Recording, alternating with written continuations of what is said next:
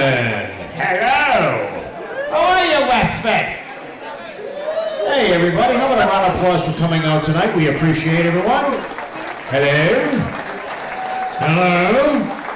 Hello. My name is Michael Petit. I'm excited and proud and humbled to be back once again. I did it for you folks last year, and that clearly says a couple things.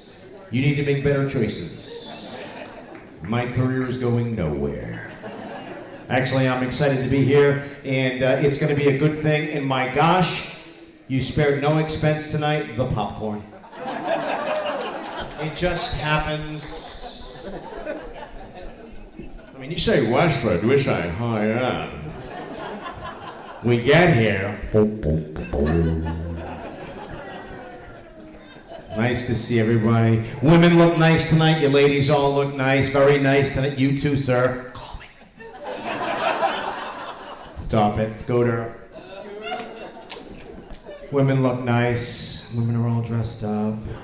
You know why women look nice? Because you call each other. What are you wearing tonight for the fundraiser? I don't know. Is it casual, dressy, flats, pumps? Do I even shave? Guys don't call each other up. Hey, Scooter. You know that Biebs sweatshirt that you're trying to... Yeah, you Biebs. That is fucking awful.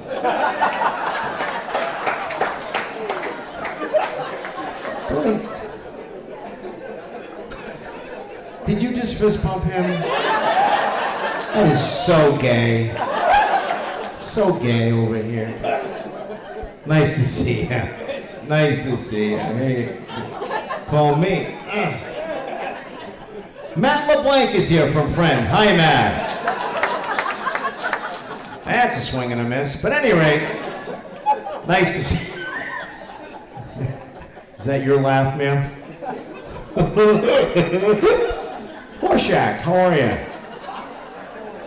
So, it's good to see you. Nice to be here. And you know what? I want to just say it first and foremost. We're going to bust your balls. We're going to laugh a lot. But I know there's a lot of work that goes on behind the curtain. So for everybody, it's kind of a thankless job. Whoever put all the auction items together, give them a round of applause, okay? We know where the money's going. So my name is Mike Petit. I'm proud to bring some funny comedians from all over New England, and we're going to do it again. All we ask, you turn your cell phones off, you laugh out loud. Pretty straightforward? I can't hear you. I'll be back up later on. And if you have to go to the bathroom, please go use the bathroom, because I don't want to get... Oh, Chris Clark. Where's Chris Clark? Where's Chris? Hi, where's Chris? There he is. I've known Chris, 4 or 5 years now. We met on ChristianMingle.com. I busted your ass about 10, 15 years ago for your 60th birthday party. And you brought me in, so I want to say thank you. But I appreciate you, brother. And it's just going to be a good night of laughing. Good? Good? Good? That's it with the bullshit! Very funny gentleman. You might have seen that he won the Rhode Island Comedy Festival. I'm proud to bring him up here tonight. Very funny gentleman, works all over New England. Ladies and gentlemen, Mr. Rob Pierce. Rob Pierce!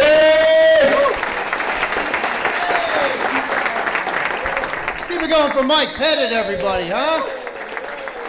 Wow. I gotta tell you, it has always been a dream of mine to do comedy in the hotel where they filmed The Shining. So, this is huge, right? Anybody else think this place was abandoned when they showed up? I got here at 6. I was like, what the fuck is happening? What is this? And then I come upstairs. I'm like, oh, it's a timeshare meeting. This isn't a comedy show at all. I don't know what I'm going to tell you people, but this is nice. I'm glad you're here. I was in Drake at Mass last night. Not good. Yeah.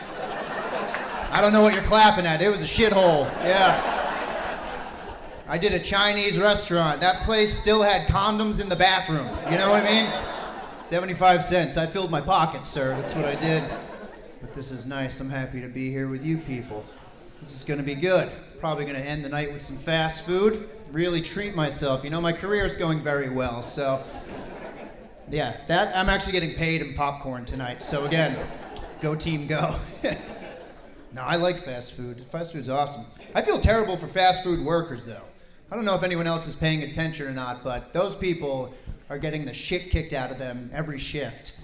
People get weird when I bring this up, like we don't share the videos with each other on a daily basis, right? You know it's bad when your grandmother is sending you assault videos, all right? It's like, Grams, it's 3 a.m., put the phone down. I'll talk to you tomorrow. It's cool, you can stiffen up, I get it. These people are leaving for their jobs like they're leaving for war. Just some dude like, all right, family, I'm off to Taco Bell. If I never see you again, remember me and live Moss. I hope you have a Baja Blast with the rest of your life, but I'm fucking dead.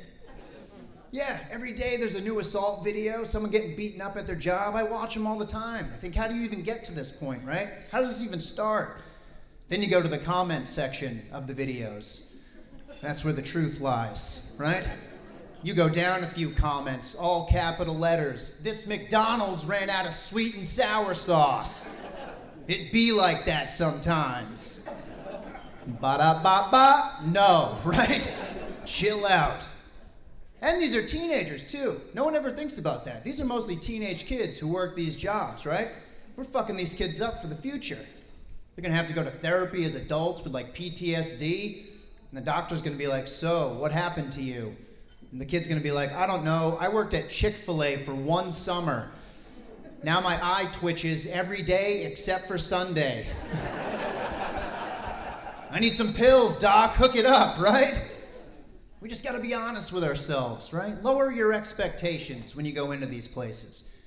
If you go to a Wendy's on a Saturday night and you order the chili, you fucked up.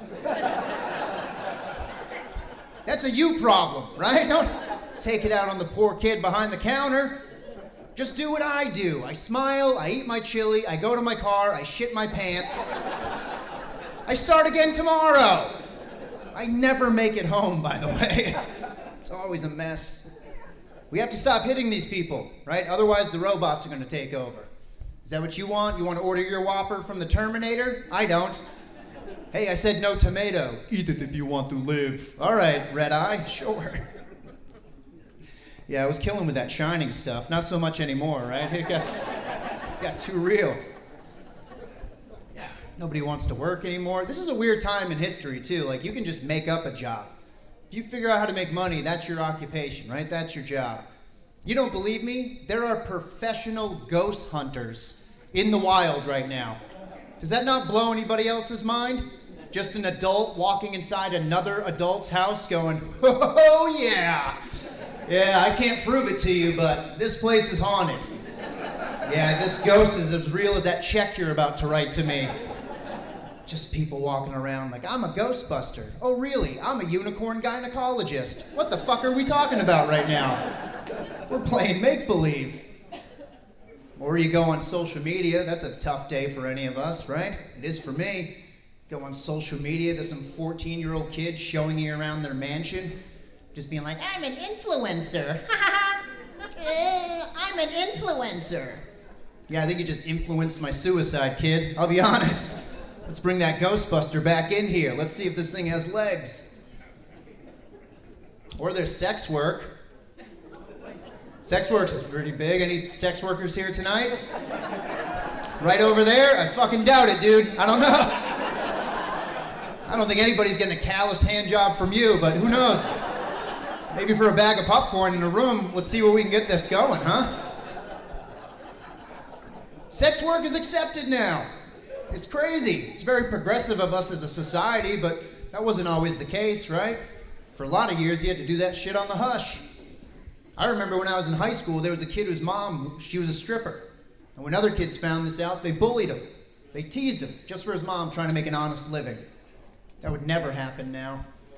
You try to bully a kid whose mom's a stripper, he's like, yeah, no shit. How do you think I got these Jordans? What? Oh, your mom's a dental hygienist? My mom shows her feet on OnlyFans.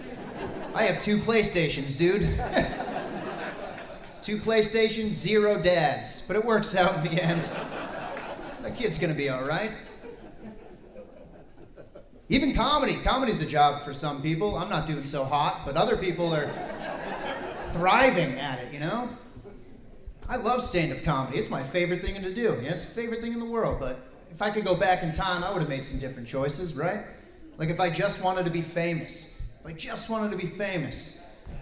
I would have been a serial killer. Oh, I mean that too, miss. I swear to God. How popular are these knuckleheads nowadays, right? Everyone has a favorite serial killer. There's always content out there about murder, right? That's just crazy to me. Look, I'll level with you people. I know I'll never, ever have a Netflix comedy special. Netflix murder documentary, maybe. A couple more gigs in the attic of a hotel, I'll kill everybody in here. Westford or not, I'll go back to Drake it and take out that Chinese restaurant. Call me the condom killer. I don't know, dude. Yeah, it's just nuts. People get famous on bullshit now, and there's just so much content out there about serial killers. It just makes me think, you know? What if the greats were still around today, right? That Mount Rushmore of psychos. What if they were still alive today? They'd be the biggest stars on earth. If Charles Manson was alive today, he would have the #1 podcast of all time. Fuck Joe Rogan, right? We'd all be tuning in to Chatting with Chuck. Be like, hey, did you listen last week? Yeah, he talked to his foot for 7 hours. Next week he has Taylor Swift on. Hey, all right, Chuck. Or I'm a big foodie, right? I love the food shows. Can you imagine Jeffrey Dahmer as a celebrity chef? Yeah, let that turn everybody's stomach in here, right? Oh my God, that'd be a great show. He'd be on a show like Chopped, just murdering everybody. Being like, I'm sorry, I misinterpreted what this whole show is about. Sorry for the mess, but I do have a very good frontal lobe lasagna, if you want to give it a go. Or I'm a big romantic at heart. I am. I'm a big softie. I love love. Love is love. Live, laugh, love. Everybody loves Raymond. All the loves, you know? Big fan. I love that show, The Bachelor. Any Bachelor fans here tonight? Yeah, me, you, and my mom are the only ones keeping that afloat. I think some people are lying to us. The Bachelor is a good show. It's a great show. Now put Ted Bundy as The Bachelor. That's a better fucking show, people. That is much-watched TV, you know? That'd be killer. We'd all watch. We would have to. Be like, all right, Ted, what are we doing this week? Are we handing out roses or are we strangling bitches? I need to know if love is real, right? The crazy thing about that to me is that people would want to be on that show. Women would literally die to be the next Mrs. Bundy. He wouldn't even hide it from her either. He'd be like, I'm gonna murder you. And she'd be like, oh my God, I can fix him. He's a Sagittarius, I'm a Cancer. Yeah, I got it. There's more laughter on this side of the room. I don't know, it's just something I picked up on. This is the fucking fun side, I guess. Oh no, everyone's still, I'm just kidding. That was my dad with the most condescending laugh I ever heard in my life. That was a fucking dream killer right over there. Yeah, I could never be a serial killer though. Not for any moral reasons, it's just that I hate planning and cleaning up after myself. I'd get busted real fast, you know? Bodies would be piling up like dishes in my sink. It'd be a mess. Yeah, this is just confession now. I'm also a giant pussy. I can't even believe I just snapped at that guy. I really am. I'm so non-confrontational. I still get bullied. 38 years old, I still get picked on. This happened to me recently. I was outside, I was by myself, not bothering anybody, just smoking a cigarette, minding my own business. Some guy walked by me on the street, and he goes, hey, giraffe neck.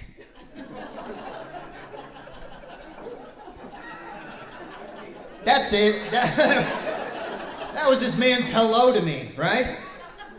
He goes, hey, giraffe neck, smoking kills.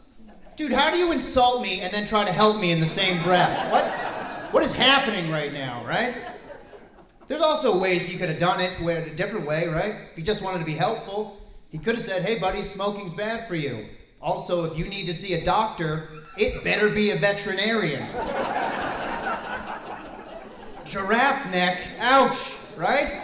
That's something I never thought before. Anyone ever said anything about a body part that you never even thought about, and then you're like, holy shit, is that what I look like? I don't know if you guys can tell, just picture that a little bit. Just that one. Oh, look, I've been bullied before. I've been called a lot of things in my day. Giraffe neck, fucked me up. That one stung a bit.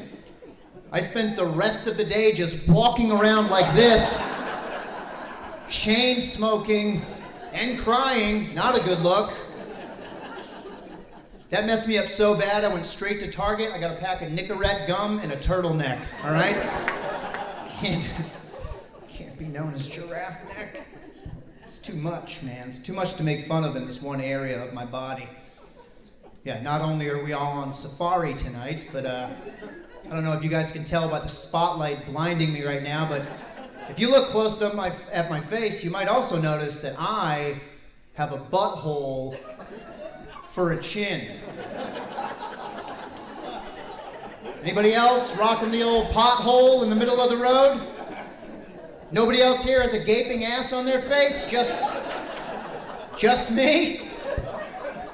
There it is, people. Look at it, yeah. For some bathroom condoms, I'll let you poke at it. I don't know, what do you... I can't grow facial hair either, so this is it, you know? Every 14-year-old kid in the world is a full-grown beard. I am spread eagle all year round. You can laugh at it. I know what it looks like. Every time I sneeze, I run the risk of shitting my face. So, there it is. It's called cleft chin, by the way. That's the scientific term. Yeah, cleft chin. Thank you. All I ever heard growing up, though, was, hey, butt chin. Hey, butt chin, you little dingleberry hanging there. Yeah, I just had a snack pack, dick. It's pudding, not poop. Get me a napkin. Help me. People always make fun of it. If they don't make fun of it, they always try to cheer me up. And when they cheer me up, they always say the same thing. They always say Tom Brady. Yeah, I get that all the time. Hey, Tom Brady has a cleft chin. Oh, Tommy boy's got a cleft chin. Tom Brady. Yeah, Tom Brady is also sleeping with a supermodel, and I'm bombing up here like I was Mac Jones. So, this is not good, right? Someone just say he was. Yeah, he was. Still did it. Still got to do it. I used to fuck a chick named Brady. Does that make you feel better? Just big old beard too. It was a lot. It was a lot to keep up with. Well, as you can tell by that display, you might have picked out, I'm terrible talking with women. I'm awful at it. Just completely terrible. Yeah. Get freaked out by women and sex and all that stuff. I'm a germaphobe too. If this microphone hits my lip, I'll burn this place to the ground. I swear to God. I get so worried about like STDs and stuff, but you know, how do you bring that up? How do you bring that up when you're in the throes of passion? You can tell I don't get laid because I call it the throes of passion, but you know what I mean, right? It's a hard conversation to have, but it has to be had. I'm a comic, so I like to make it a joke, you know?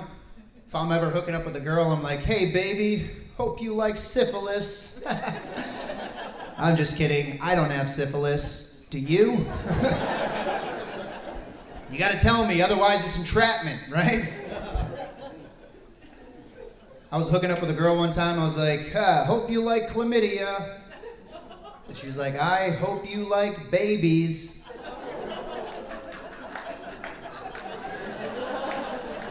Yeah, I did not think that was funny. That was a terrible joke.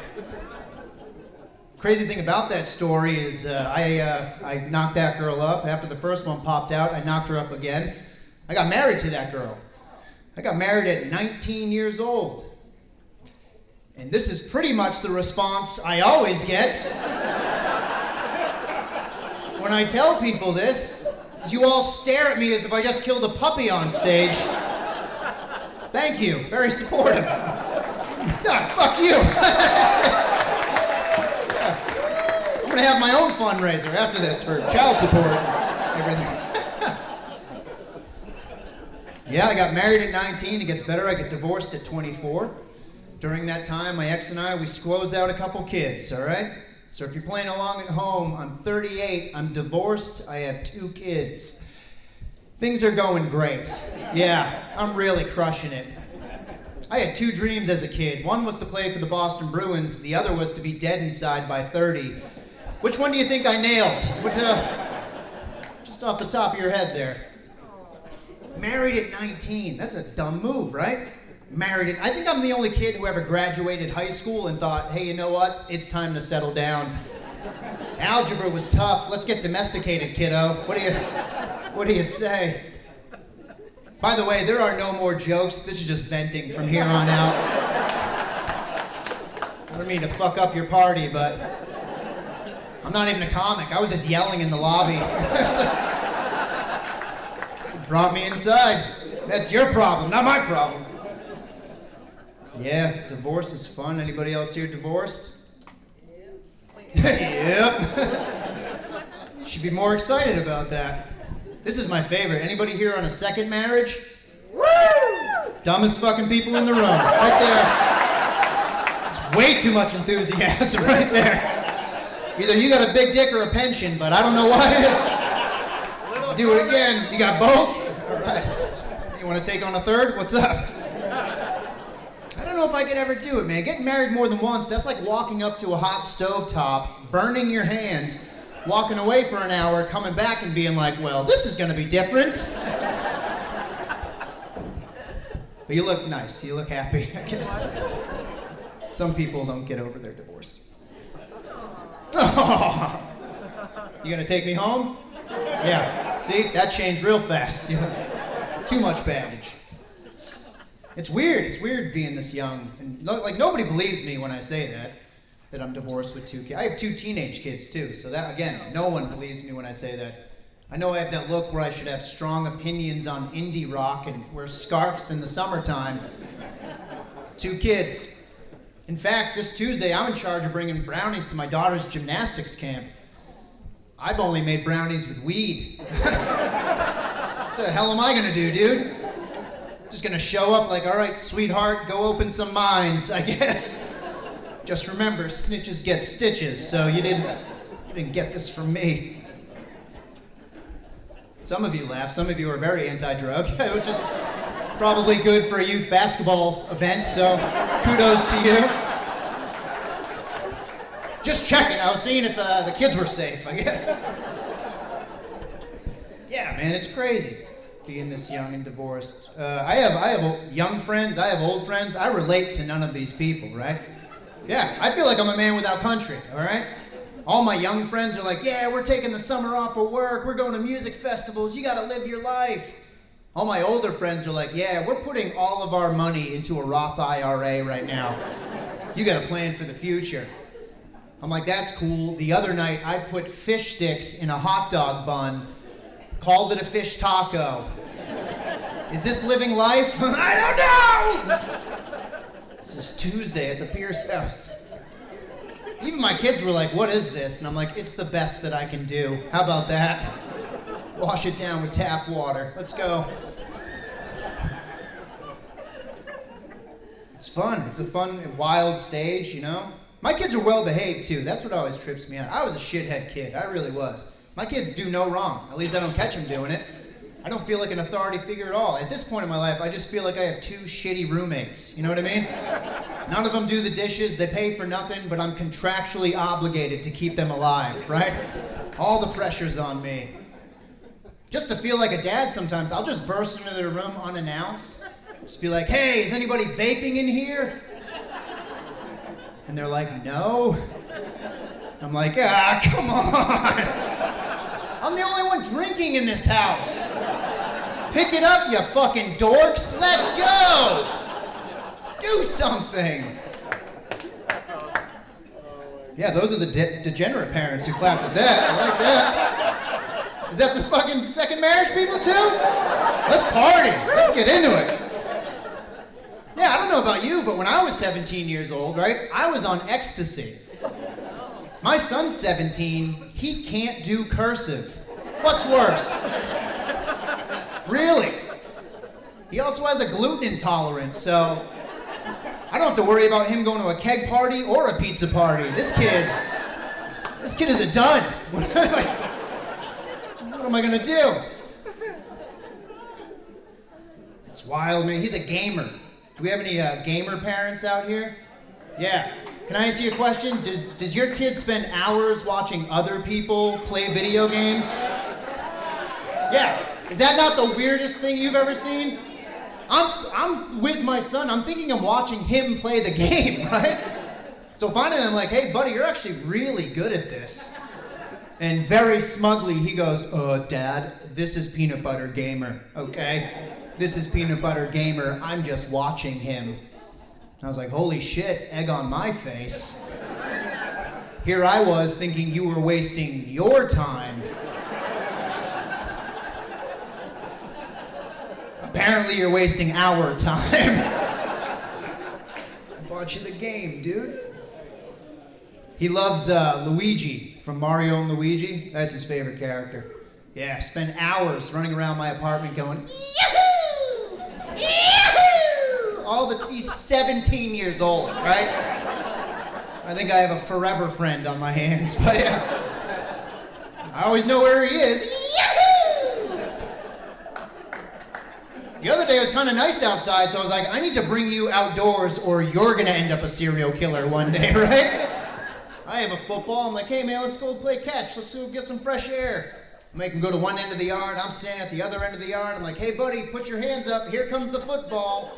I throw him the football. He hits it out of the air. And he goes, Luigi doesn't play football.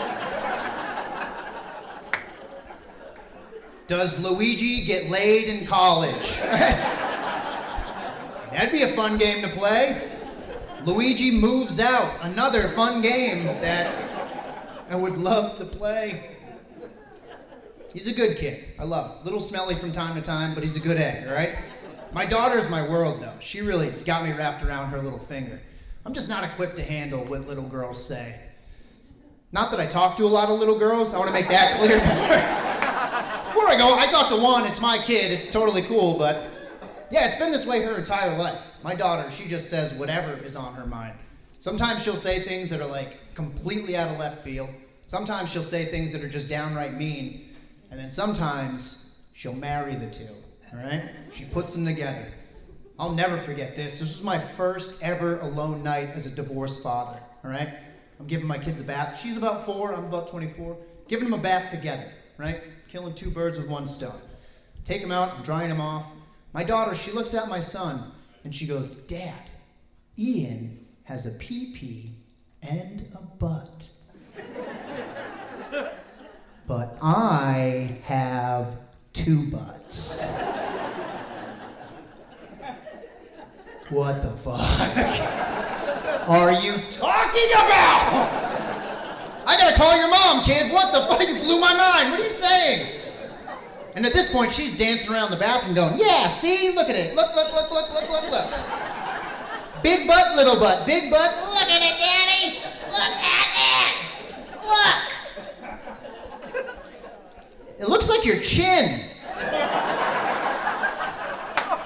Yeah. That's my 2-butted angel, everybody. But I'll leave you guys with this because I really want to leave. And I love it here. Thank you guys for having us. Being divorced, again, it's wild. And my ex-wife, she actually remarried. Yeah, she met a fella. They got remarried. He's a good guy. Bit of a dink. Not someone I'd want to hang out with, but he's a good guy. That's the best case, right? And I had this epiphany the other day. I'm a huge horror movie fan, right? You know when you have a favorite horror movie and you go to show someone for the first time who's never seen it? You never watch the movie. You always watch their reaction to the movie, right? That's exactly how I treat my ex-wife's new marriage. Like it's my favorite horror movie. Whenever I see her new husband looking a little scared, a little skittish, a little spooked, I'm always like, hey, did you get to the part where she's a bitch yet? Turns out she was a bitch the whole time. You guys were a lot of fun. Thank you so much. I'm Rob Pierce. Bring you back to Mike Pettit. All right, broke the mic stand. Ladies and gentlemen, Rob Pierce. Good job, brother. Nice set. Rob Pierce! Oh my God! so upset he broke the mic stand. Funny, huh? I'm watching you guys, and I'm like, oh, they're a good crowd. They want to laugh. Actually, Rob's tall. A tall, good-looking guy, huh? I always wanted to be tall. 6'4", dunk basketballs. Play for the Celtics. I couldn't dunk in a Keebler house. You go to a party, tall, good-looking guy walks in, all the women turn around. Psst, who's that? I'd like to meet him. I walk in, all the girls go, ooh, who ordered pizza? Try to make healthy choices, don't you? Right? Isn't it hard? Do pretty good during the day. Anybody like a day eater? And then late at night, she goes to bed, and it's you and the dog on the couch. And it's like, game on. My fridge seduces me. My fridge is like Antonio Banderas. It's like, psst, you, what are you doing? Come over here. I got what you need. I'm like, I'm not like that. Oh, yes, you are. I went to my doctor. He's Indian. He's like, Michael, you're getting very chunky. What are you doing, dude? You know what I did? I got a new fucking doctor. Did you snort? Then you farted. Stop it, Beeps! I know, must have been the bean dip. Are you all married, or your husband's here, or where are they? Oh, there they are. This is like a swingers group. All right, creepy people, everybody grab your weapons. Doesn't it look... I know, it's hilarious. Don't they all look like, who sits like this? It's like a pirate ship and The View.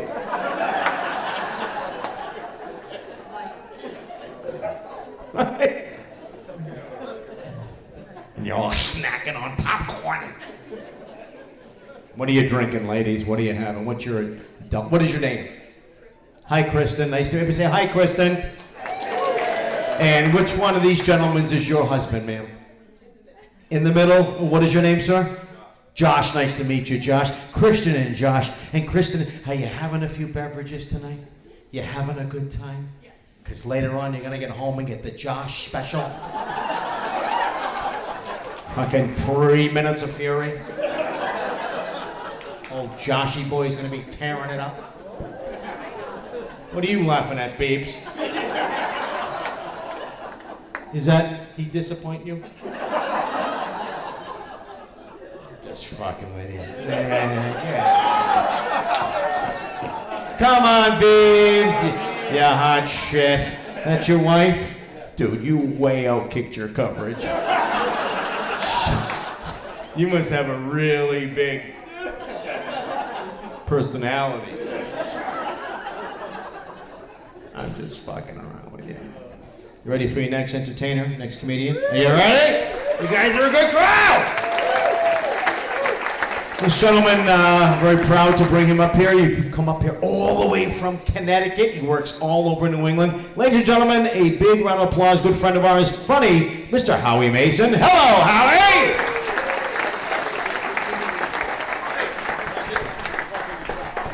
One more time for Michael and for Rob. Keep it going for them if you would, please. That's right. You didn't mention the Connecticut part. You guys have been very nice so far, so we always appreciate that. We don't tell you much about this in Connecticut, but we're kind of jealous of you guys in Massachusetts. Because first of all, like when you travel and tell people that you're from Massachusetts, you've got things you can brag about, you know, Fenway Park and Patriots and candlepin bowling and museums. It's like you've got an embarrassment of riches. When we go to Connecticut, when I travel and tell people that I'm from Connecticut, I suddenly have to start defending Connecticut, which is a completely different I'll give you an example. We were in Maine a little while ago. We were in Maine, and we were in Bath, Maine, by the way. And if you ever have like 8 minutes to kill, Bath, Maine's about right. And we're in the restaurant. We're just waiting for our table. All of a sudden, this couple comes running in the door, and the woman, she goes, "Oh my God, we were so happy to find a restaurant that was open. We're so tired. We've been traveling all day. We're exhausted." I said, "Where'd you come in from?" She goes, "Oh, we're from Chicago. We're from Illinois." I'm like, "Chicago area?" She goes, "No, just outside Chicago." I said, "It's a beautiful area." She goes, "Yeah, we love it there. Where are you from?" And I said, "Connecticut." And she said, like I made it up, you know. Like I said, Narnia, like, you know, we're on a map and everything, we're right here. And then she just turns to her husband, she goes, "Connecticut." "We've never been to Connecticut. What's there to do in Connecticut?" And then I just stared at her for about 30 seconds. And finally, I just broke down. I told her the truth. I'm like, "Have you ever been to New York? And you want to drive to Boston, but you have to go to the bathroom. Connecticut's pretty cool. Yeah, we've got one of the few states with a restroom-based economy. I'm not sure if you've seen the portalets in Mystic this time of year, but they're stunning. But I do get a chance to do a fair amount of traveling.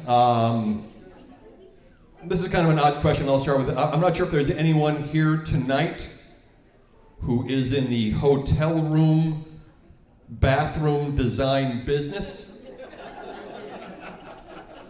But if you could perhaps cease and desist on the whole full-length mirror across from the toilet thing, that would be great. I don't know who that's for. Seems like something you would have to ask for in advance. They shouldn't just spring that on you willy-nilly. Like, you know, all I know is about a hotel room bathroom is that there isn't enough, you know, small bottles of conditioner for me to read before I accidentally make eye contact with myself and ruin an entire vacation. So, but as you can probably tell by my sunshiny disposition and my boundless zest for life, I am obviously a married man. My wife and I, we have been married for 26 years now, and in a row. And thank you. That's very sweet of you. I will tell her you said hi. She is in the car.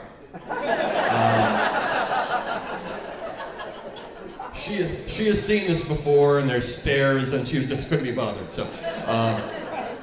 But we're actually at a point in our relationship where we're a little too comfortable with each other. Oh, wow, my God, there's a fist fight happening over there. Everybody okay? All right, good news. All right, so I think it's all going to work out. So, Jesus. Anyway, ringside seats for this. This is fantastic. But we're at a point in our relationship where we're a little too comfortable with each other. And I'll give you an example.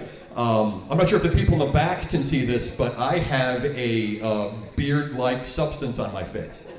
And it's not great, I know, but it's her idea. So, and I remember we came back from vacation. I was going to shave because I hadn't shaved all week out of just pure laziness. And she's like, "No, you can't shave. You got to keep the beard." I'm like, "Really?" And in my head, I'm like, "You know, we've been married for over 20 years, and this sounds like a compliment. It's kind of weird, you know." And then she goes, "No," she goes, "You have to keep the beard." I'm like, "Why?" Because it's like gray and makes me look distinguished. She goes, "No. Without the beard, you have too much face." Oh. And we're back. I am so sorry I've been doing this to you all these years. I didn't realize I was being so rude. I had no idea. But yeah, I think every relationship you've got like that tipping point where you're not sure if it's going to work or not. We got that out of the way pretty early. I think it was second date. Our first date was went as planned. I took her to my favorite restaurant. I carried her tray. I was a perfect gentleman.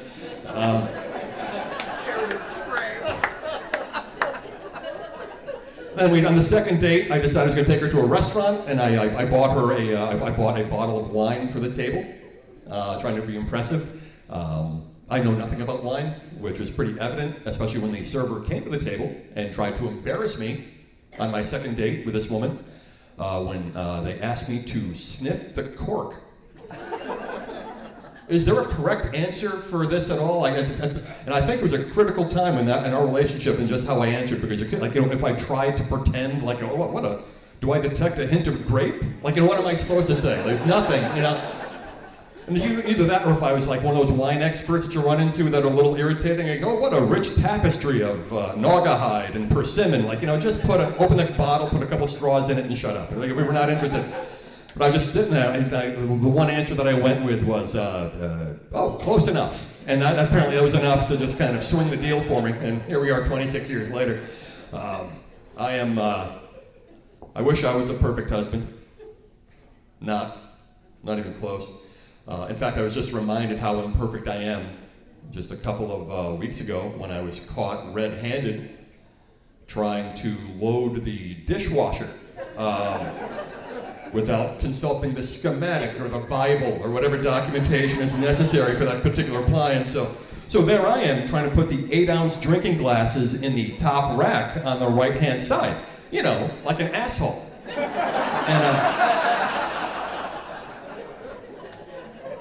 In my defense, I was confused because he actually fit there, but what do I know? I just live in the house. But I think if anybody here's been married for over 5 years, I think we can all agree on one thing, that we've got about 3 phases to our marriage. You've got the pre-COVID phase, you've got the COVID lockdown phase, and then you've got the post-lockdown, exactly what the hell did I learn from the lockdown phase. And my main lesson was this: if I ever do another jigsaw puzzle with my wife, I'm not doing it without an attorney present. That should be the test. If you're engaged, that's what they should do. You put you in a room with a jigsaw puzzle, and if you can put that puzzle together and you leave the room and neither one of you has stab wounds, you've got half a chance. Really, that's it. My wife turned into a completely different person when we started this project. And the thing is, they always say, you know what? You never really know anybody until you live with them. You never know anybody until you live with them. We lived together for over 20 years. We've been through some stuff. Kids, college payments, sick parents. I've been fired. I've been laid off. Never a ripple. Suddenly, some picture of a rural farmhouse almost brought down the entire operation. And why? Because we have different methodologies in how we handle the puzzle. I'm a little weird when it comes to jigsaw puzzles. When I don't feel like doing it anymore, I stop. Don't lose a minute of sleep. Just move on with my life. I didn't realize that a puzzle was something that needed to be strategized and ultimately defeated. Like I mentioned earlier, my wife turned into a completely different person. As soon as those puzzle pieces hit the table, it's like, all right, that's what we got to do. We got to take all the edge pieces, we got to separate them. Then we got to take all the interior pieces, we got to separate them by color. If my math is right, I think we can get the borders done by 1900 hours. I'm like, 1900 what? Math? It was supposed to be relaxing. I had no idea. I got scared more than anything. Finally got brave enough to come back to the table. I grabbed one piece. First words out of her mouth: does that look like a weather vane, you shithead? And you know what? I don't want to do this anymore. I'm just going to get reduced to name calling. I'm not interested. But the one thing that I have to say, it was just pretty impressive, her level of commitment to the project. Just how much effort she put in and just her dedication to the task. Once she completed that puzzle, I went out and I got her another one. I went out and I bought her a 5,000 piece puzzle. It was the flag of Japan. And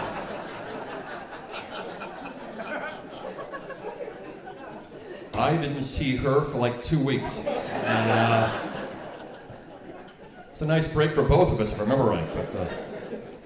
But we've got a couple of kids in our house. They're no longer in the house. We have a couple of kids. How about that? We've got my daughter is 24, my son is 21.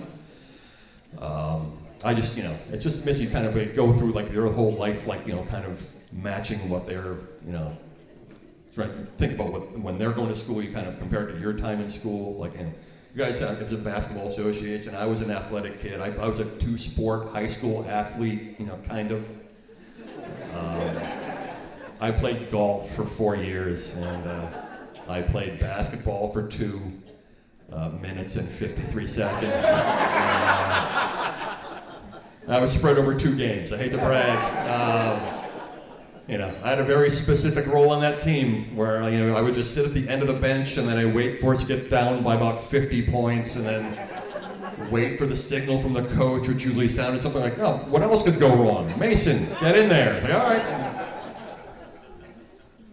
But, my kids we're doing okay. I got my daughter, my daughter and I are on good terms now. There was a little issue for a little while. It was a, daddy-daughter dance-related issue where, we went. It was nice. We took photos, got inside, immediately got ditched for all of her friends, and then I'm now talking to Abby's dad, Brad, How do you, I don't know. No, Brad, tell me more about your boat. No, please, this will be great. I'm going to be fine. A quick question, Brad. Is there an open bar at this? There's no open bar at the daddy-daughter dance? All right, I don't know. I was just a little distracted, trying to remember that I was going to write my daughter out of the will, but this is going to be fine. How long does this go? This is all 6 hours? Awesome. This is going to be great. We're all better now. My son's a good guy, 21 years old. Didn't start well either. He's got an awful birthday, honestly. His birthday is April 1st. So, every birthday, every year, same thing. Happy birthday, buddy. We love you. April Fools. Falls for it every year. It's amazing. But his due date was like March 23rd, which in the grand scheme of things is not that big a deal. What's going to change my life at all, or so I thought until that one year when I went to buy my wife a mother's ring for Mother's Day. And for those of you not familiar with the mother's ring concept, it's a piece of jewelry that features a birthstone of the mother, but it's surrounded by the birthstones of the children. The birthstone for April, as it turns out, is a diamond. Yeah. Meanwhile, the birthstone from March, when the kid should have been born, it's like gravel or concrete or something.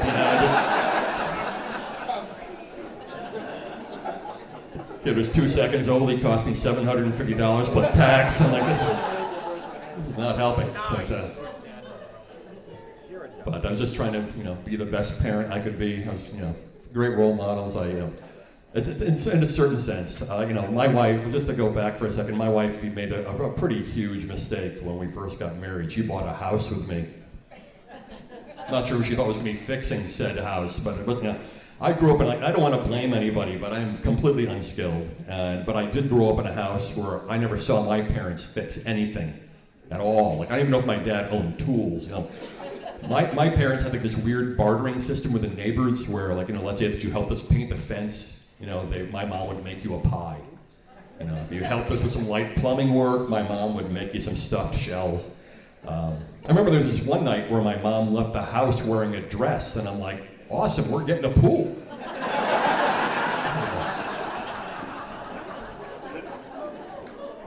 Turned out she's just going out with friends, which is a better story now, but that was still a hot summer that year. That was pretty apparent.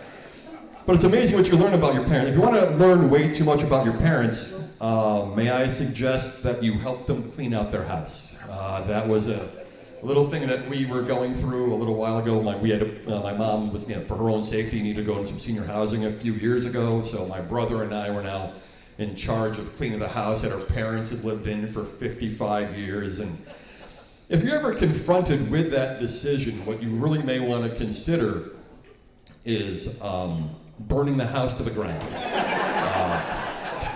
It's just easier, as it turns out.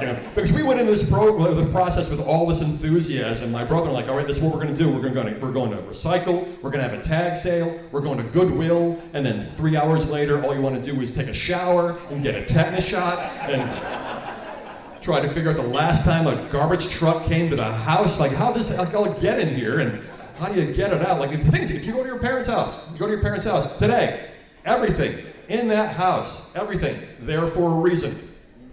Doesn't matter how innocuous the items are. I found a package of corn cob holders shaped like chickens. I'm like, Mom, we can throw these out, right? She goes, no, I just got those. Oh, you just got these. I guess that explains why the package isn't opened and the price tag is from Zare.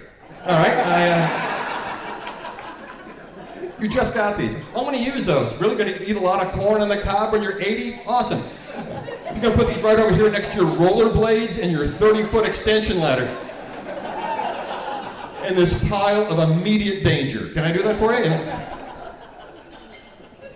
My mother had a hall closet. It was like the Smithsonian of over-the-counter medication. It was like you open the door, it's like an archaeological dig. You open up the door, and right up front is all the new medication, then there's a layer behind that that's just all the expired medication, and there's a layer behind that, it's just stuff that's not even made anymore, and there's a layer behind that, it's like a frontier medicine section, it's all just whiskey and leeches. I'm like,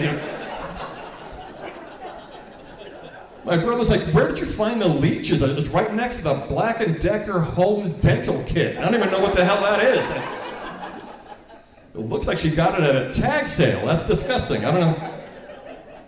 But the thing is, as soon as you're done cleaning out your parents' house, you always hear like the same things. Like everybody always says the same thing when they clean up their parents' house. Oh my God, I couldn't do this to my kids. I gotta start cleaning my house right away. I couldn't put my children through this. I don't care. Yeah. In fact, I'm actually planting stuff in my house that my kids are gonna find about 35 years from now, and I just wish I could be there to see the looks on their faces when they're upstairs in a bedroom closet and a top shelf in a far corner, and they find, bondage gear and a space helmet. Yeah. Let that image rattle their heads for a little while, Put a little note up there. Hey, say hi to your therapist for me. Love Dad. have some fun with it. I'm surprised my dad didn't do that. My dad is one of my favorite people ever, one of the funniest guys I've ever met. One of the reasons why I do this. But most of my memories of my dad were about sports.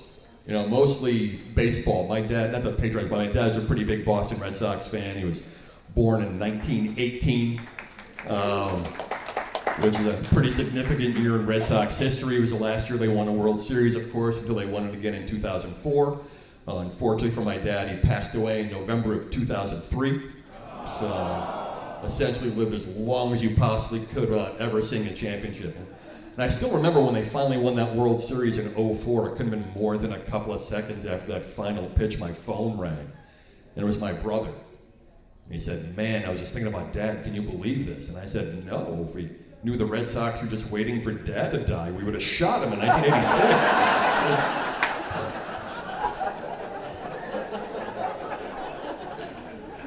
They were one strike away. He would have understood. I think a couple of those years at the end, he would have volunteered, if I remember right. But I mentioned a couple kids, and I'm just trying to be the best parent. This is not the loftiest goals that I have as a parent, but I think one of the things that I really wanted to do was I just wanted to give my kids a childhood that was different from the one that I had.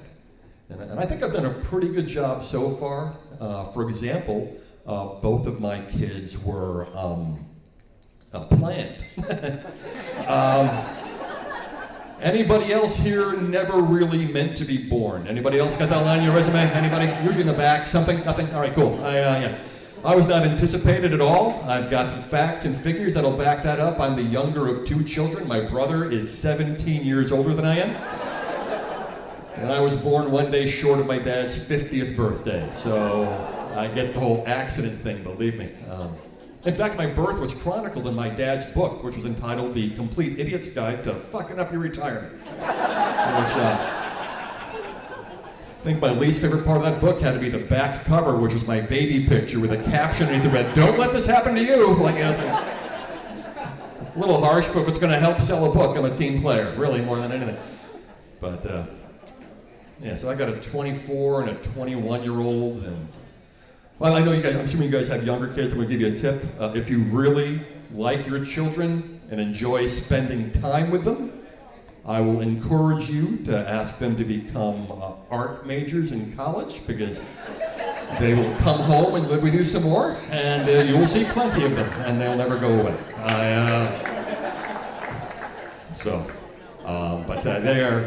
We still get along great. It's fine. The one thing that I miss most about them being older now is the family vacations used to have a lot more meaning to them. The family vacations were just Like, it didn't have to, you get teachable moments on vacations that you wouldn't necessarily get if you were just staying at home, and it doesn't have to be anything all that significant. I remember there was one year we were in North Carolina, and we're just driving. We're driving down a road, and we saw a billboard that was sponsored by some like North Carolina Youth Ministry group or something. The billboard just had 2 words on it. It said, "Choose abstinence." Choose abstinence. I'm thinking, my kids are in the car. This might be worth a conversation, And then I started thinking about it some more. I'm like, choose abstinence. That's really kind of arrogant when you think about it, It's always been my life experience that abstinence chooses you.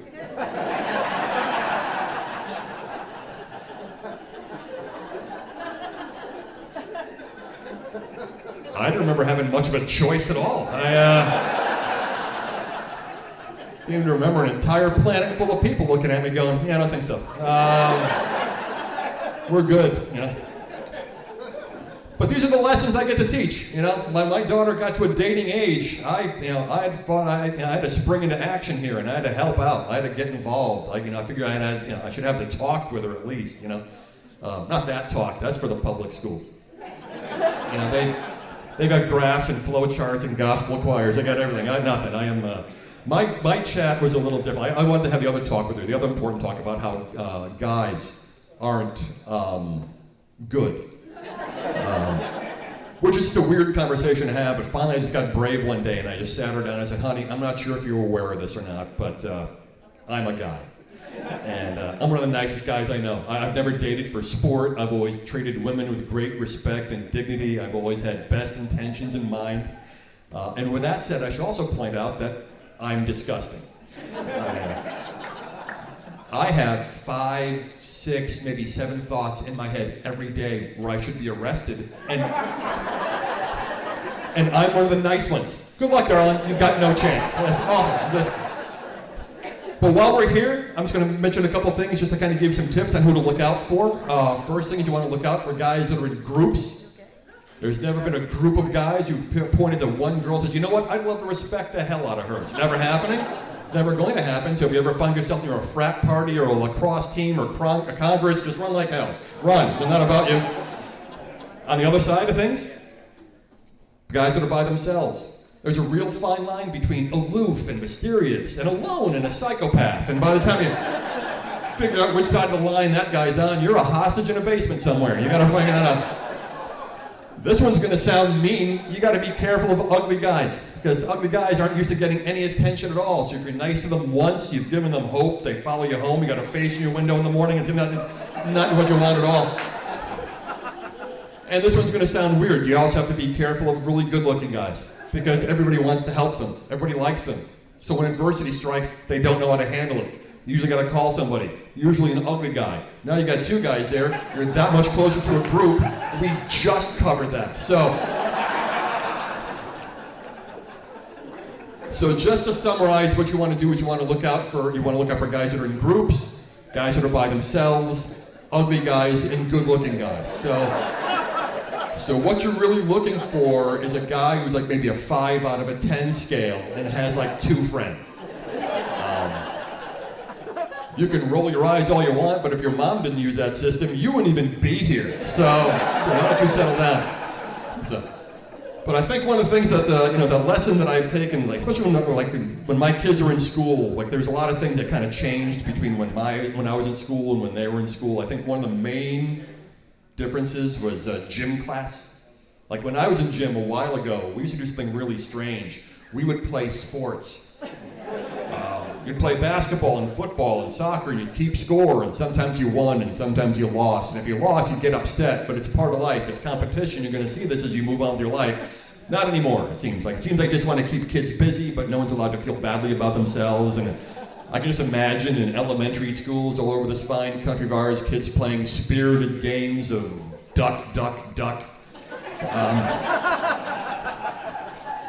It used to be duck, duck, goose, but then that one kid gets separated, he feels horrible about himself. Now it's just a duck, duck, duck, duck. They get to the last kid in the circle, duck, he jumps in the air, goes, hooray, we're all winning. Like, I don't think it works like that, I'm sorry. When my son was a junior in high school, I asked him, hey, what are you guys doing in gym class? He looked at me right in the face without an ounce of humor and said, yeah, we're playing bocce. I'm sorry? Are they preparing you for life in a retirement village? Is that what's happening? Or do you think maybe if you apply yourself, you could try for the varsity shuffleboard team? Does that sound like fun? Bocce, like I didn't grow up in a bad part of town by any means. If we played bocce in my high school, do you know how many kids would have ended up in the hospital? In the worst dodgeball incident of all time. That would have been it. But this is not like I'm not trying to turn this into like an old man get off my lawn speech. I don't, just because I went through stuff in my gym class doesn't mean that I wanted my kids to go through it. That's not the point of this at all. I went through stuff in my gym class that no one needed to go through, especially me. I know. I went to school in a little town called Wallingford, Connecticut. And if you get a chance to go there, don't. Awful. Yeah, it's bad. Brutal. That's why they're here right now. Honestly, that's what the clapping was for, that they're no longer there. I went to high school there that had a pool in it, which I know sounds very privileged, but here's the thing you have to remember about swimming. Swimming is fun when you want to swim. Let's say it's 7:30 in the morning on a Tuesday in February. You know what? Count me out. Not that interested. And they used to try to feel bad and make you guilt you into it. It's like, other kids in other schools wish they had a pool. Awesome. Bring them in. Like, nothing to do with this. And I wish that I could tell you that it was just simple, that the swimming was the worst part of my gym class experience, but it wasn't. The worst part of my gym class experience was the school-issued swimwear. They gave us Speedo bathing suits that were issued by the school. You know those little tiny those little tiny bathing suits that Olympic swimmers and divers wear? The guys that have the physiques that are chiseled from years of training for the Olympics. When I was 14, I had a physique that was chiseled from years of Burger King and sadness. Completely different program I was on. Another fun fact about the class. Co-ed. It was a co-ed class, so now I'm in a Speedo bathing suit in front of girls I knew, which was great for me. Because one of the things that I really wanted was to have all the girls in my class know that my body looked like a Ziploc bag filled with Vaseline. And what a better way to get that message across. Much more efficient than telling everybody in the hall individually. I thought that was very nice. And I wish I could make this point strongly enough. Those bathing suits that they gave to us, they were issued by the school system. They didn't give them to us for a marking period. They didn't give them to us for a month. They didn't give them to us for a semester. They gave them to us for a class. So I'm going to walk you through this for a second. You arrive at the locker room. They present you with a bathing suit. You go for a swim. You come in the locker room, take the suit off, throw it in a basket. You come back a couple of days later. They give you a bathing suit. Same one? Who knows? Roll those dice. Did I forget the part where I went to high school before there were laws? Did I mention that part? Where I had to... By the way, can you imagine that happening now? Like kids go to school with gluten now. They get suspended for a month. Meanwhile, like 35 years ago, I'm playing Speedo roulette with kids I barely even knew. And that was the same school system, by the way. They didn't want you to share hats and combs for fear of head lice. Like, yeah, that's right, kids. Look out for the head lice. But here, put on this damp banana hammock. Whack, Yeah, thanks. I don't have head lice. It burns when I pee, but I don't have head lice. Any chance it's going to get covered in health class in the next period? Anything? Like, do I get extra credit for this at all? Hey, my name's Howie Mason. Thanks a lot for coming up, for letting me be part of this.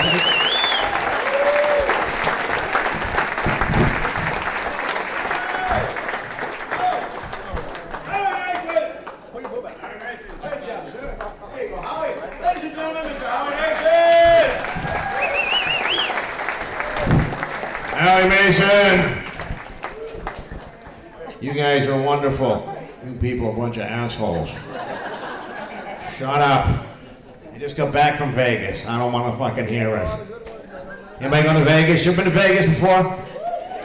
Pro tip from me, go with fun friends. Don't go with friends who got issues. Leave Karen at home. Go with people who fucking drink, pass out while boarding the plane. Wake up mid-flight, yeah, we're going to the fucking naked buffet. Our cab driver's gonna be a midget. Fuck yeah. Because when you land in Vegas, you leave all your morals on the flight. You get into the bed, you throw your bags up on the bed, you jump back into an elevator, you haven't slept, you're hammered. It's like fucking Gladiator, you don't know anybody. When that elevator door opens, free drinks, no clocks. You walk outside, it's like, are you not entertained? People fucking throwing shit at you. Your ass is bleeding. Now you're quiet. Bunch of homos.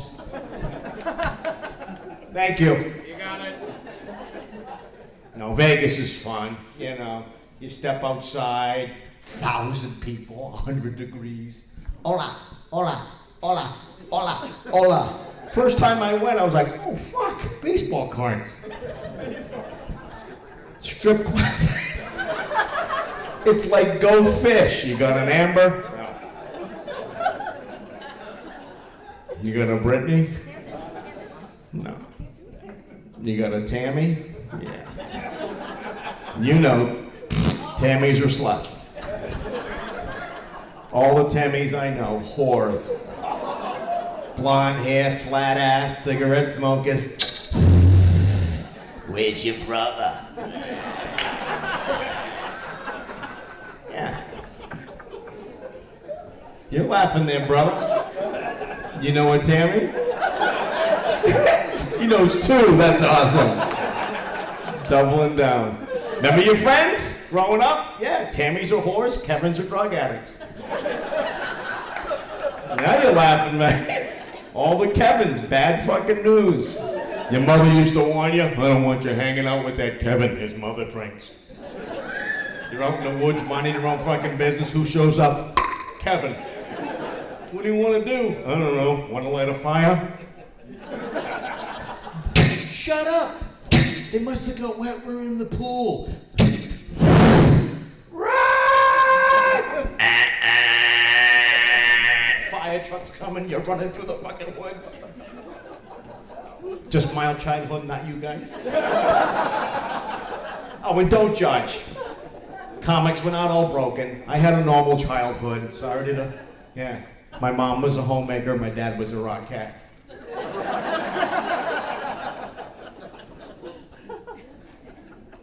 Talking about vague. Are you coughing, ma'am? Are you all right? I mean, I'm a doctor. On the internet. I'm not a very good one. What does it hurt? It's my shoulder. All right, pull your pants down. Let's have a look.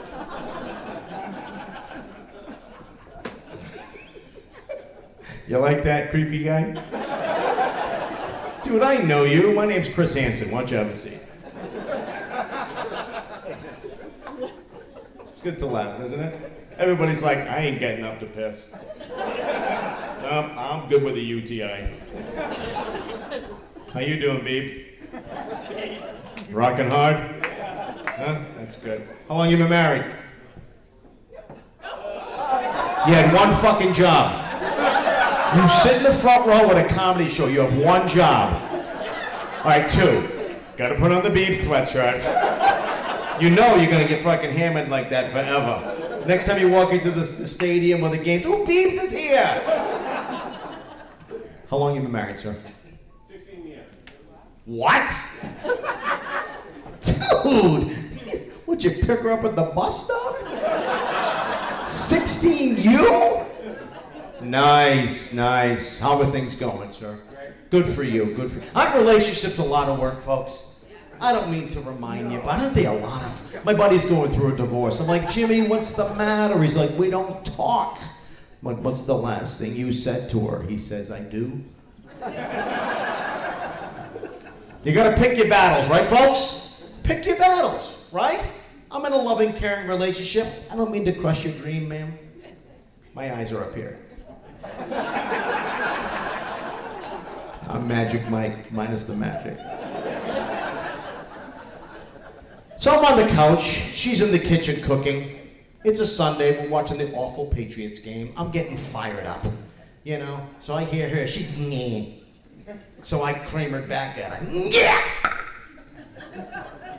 Then she She tripped back. So I got up off the couch and I walked in to teach myself a lesson.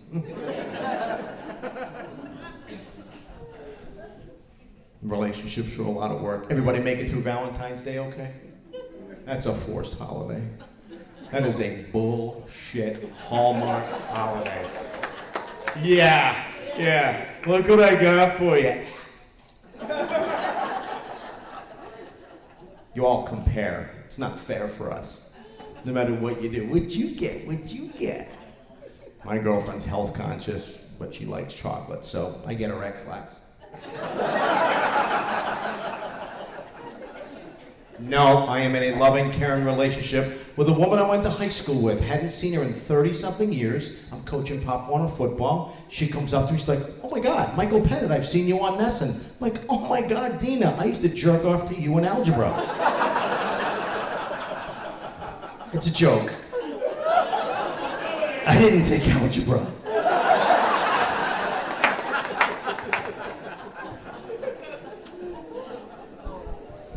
She's a teacher, and I love it. She's a special needs teacher, and she's a wonderful woman. She's raised her kids strong, independent. I love her. You know what she wants me to do, folks? One thing. Listen. Winning. So I sit there like George Costanza. George is listening.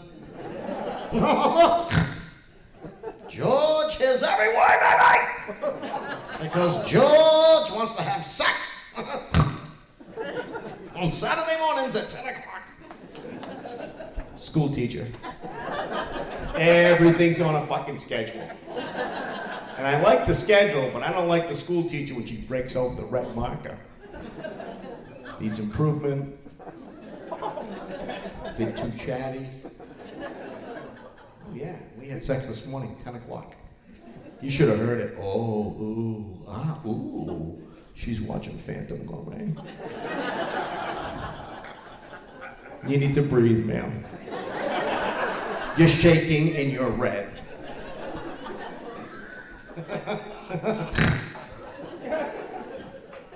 No, relationships are a lot of work. Right? You have kids? You beat them? It's not Dateline. Do you whack them like a good BAM? No? It's like growing up. We didn't get no fucking timeout. We got knocked out. Seriously, I'm a middle child. Anybody a middle child? There you go, Beaves. That explains everything. When you're the middle child, nobody gives a shit. Anything for attention. I'm running with steak knives. Thundering and lightning. I've wrapped my ass in tinfoil. I'm going in the pool. Is your belly full? Yeah, go ahead. Point is, nobody gives a shit. No, relationships are a lot of work, and this is great. The sports, I think it's great. You know, we're all getting older. I'm in an over 50 basketball league. We play every Tuesday night, which means thank you, which means can't walk Wednesday. I don't know how I used to have skill. I don't know how I turned into Luigi with the black fucking socks on, but I am just awful. And I played sports. I played sports when I was a kid. My dad told me, he says, Michael, it doesn't matter whether you win or you lose. What's important is nobody knows you're my kid.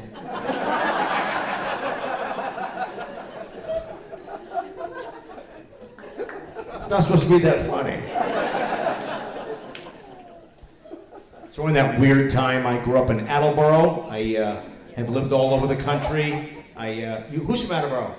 Oh, nice, brother. What's your name, sir? John what? John Mangerod. What year did you graduate? And I'm assuming you did. 98, brother. I'm a lot older than you. 84. And Attleboro Blue Bombardiers. Nice to meet you, brother. Hey, cool. All right, I got a fucking ride home. Beautiful. We drink, we score. I'm the class of 84. Attleboro. Yeah, Attleboro. Nice little community. La Salette Shrine. Catholics. Anybody here Catholic? In recovery? Who's in recovery? People always ask when I travel, like, dude, I can hear your accent. You're definitely from New England. You're Irish. You're so lucky. And I'm like, yeah, I was an altar boy. I'm not feeling so fucking lucky there. That's another holiday we got coming up next week, right? Everyone becomes Irish on St. Patrick's Day. Say hello to my friend Juan Gomez O'Malley. I'd like to have a pint with you, but I have to finish mowing your lawn.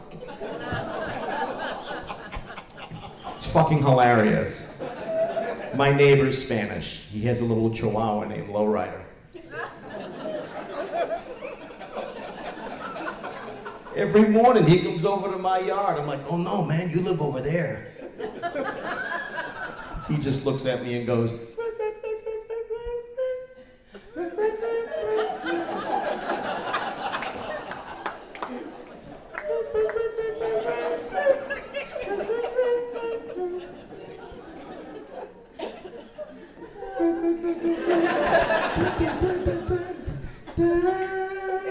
you could sing along. 'Cause all my friends, they love the low rider. Look, you know tonight you're gonna go home, you're gonna go my face hurts, you're gonna brush your teeth, look in the mirror and go.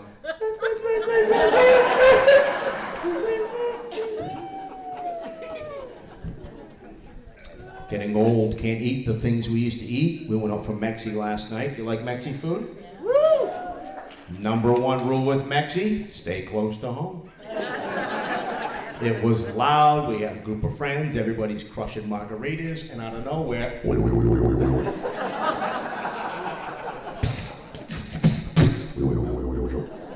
should go now. We didn't even fucking pay the bill. We're in the parking lot. Good night. Have a good night. She's driving. I'm blessing myself. It's 911. Medic! I tucked and rolled in the driveway like fucking varsity football. I hit the ball. I woke up this morning. My organs filed a restraining order against me. Like the Mexi, don't you? But doesn't it look like it's already been eaten? It's like, hola. Muchas gracias, enjoy. You know what all happened. Don't act like you don't fart. The prettiest ones are the smelliest. I was talking to you, Beeps. You and your hair. You and your toot-toot. You ever fart in a plane, can't get out of it? It's the worst. I know. I was leaving Vegas a couple months ago, the late night flight, you know, the brown eye. And I'm on the flight and ow, it hurt. I know. I let one out. It was awful.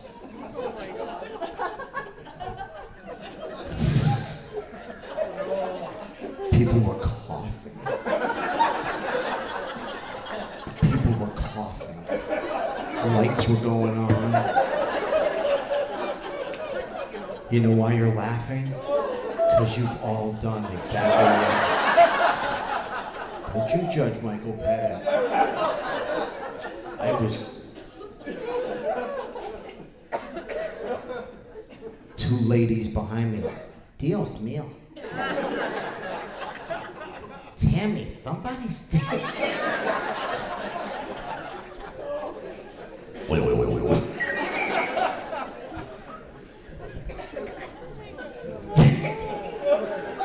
Comedy is real life shit. People ask me, where do you find the funny? On planes. Everything's different as you get older. You'll realize it, folks. Everything's different. We're out to dinner a couple weeks ago. I'm just sitting there, it's quiet, me and the girlfriend. Just sitting there, it's quiet, and I start thinking, I'm looking around, I'm like, I gotta steal something. I don't mean like salt and pepper. The kitchen door was open. Nobody was looking. I took a dishwasher home. He sleeps in my pantry.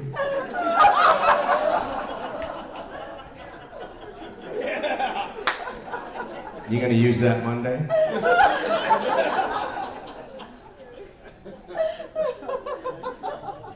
love being back here in New England. Winters are a little rough, even though we've had 2 seasons of nothing, right, folks? Nothing. We're trending. It's like 50s, and right? Yeah, I got little hosta coming up in my yard now. It's like, yes. Can't wait for that window of 2 weeks in the summer. When it's good, right? Let's go to the Cape. Let's go sit in traffic. Who wants a shitty t-shirt from Cuffy? Anybody go to the Cape? Anybody? Yeah, yes, ma'am? Yes, you're pointing? What part of the Cape do you go, ma'am? And do you need a pool boy? Did you say Chatham? Bourne? I think we gotta fucking pass a hat around, get her over the bridge.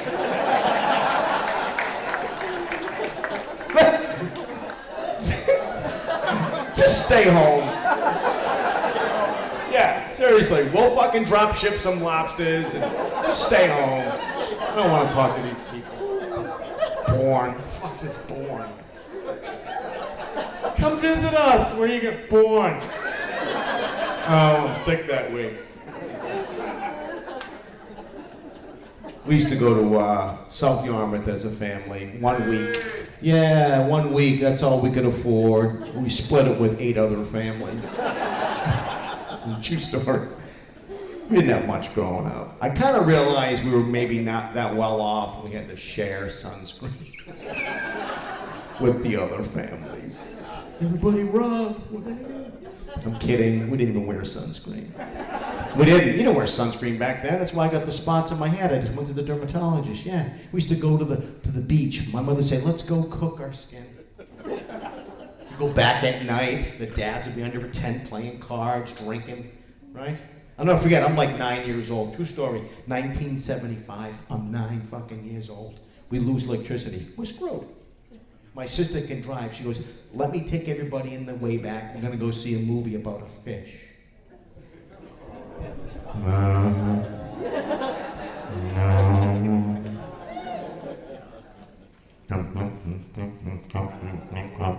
9 years old, Mike Pettit, covered in Kool-Aid. Pippin! Down goes the dog. Did I go swimming the next day? Folks, I wouldn't brush my teeth that night.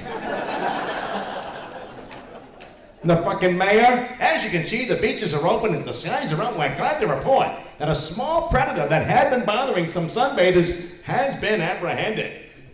Down goes the kid in the kid. One less ginger.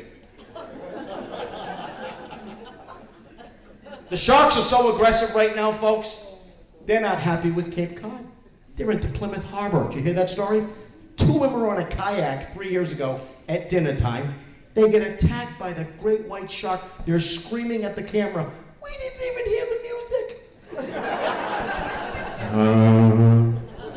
If you hear that, get out. You're next. Every shark attack ever recorded happened in the water. Stay out of the fucking water. But no, it's a good thing to be here for the sports. This is what it's all about. We're kind of at a lull right now. Gonna be honest, full disclosure. My team, like yours, it's the Patriots. We got kind of cocky. 20 years. Never gonna see it again. I'm gonna turn that thumb upside down. Can I work? Can you step off the Tobin Bridge with me? We saw 20 fucking years. 7 o'clock for a 4 o'clock game. All aboard!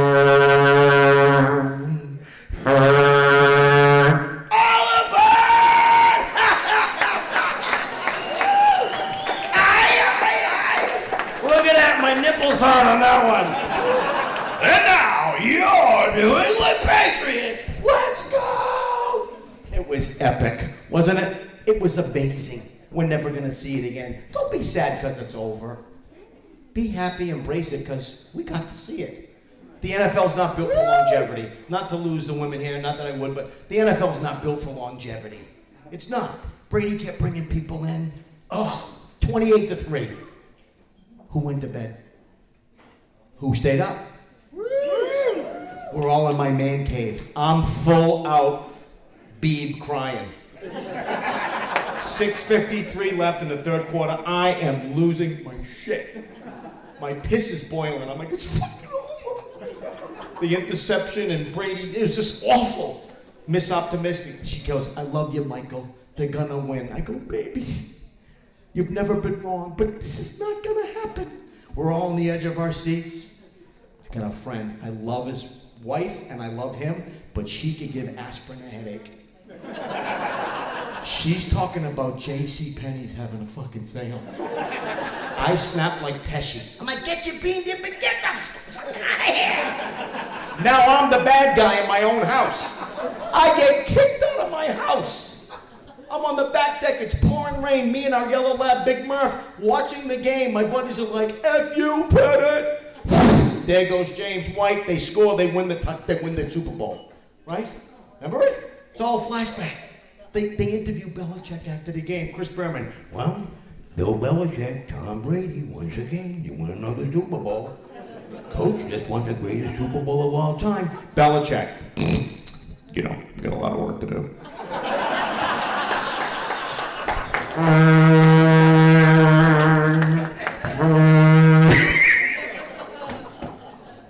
It was such a good comeback. Ozzy found sobriety. They interviewed Ozzy. He's like, I'm sitting at home. This fucking guy, he's going on the field. I mean, there's no bloody way he's going to do it, Shane. 2 point of it. I'm like, Sharon! Belichick amazing. Come on. He was just playing with the media, right? He's going to find another job. That's all he does is coach. Where else could he work? He's got no other skills. He couldn't certainly work in the food and beverage fucking industry. You know, I'd be like, there's no Jack or Coke in my drink. You know, it is what it is. You know, I'm trying to run a restaurant.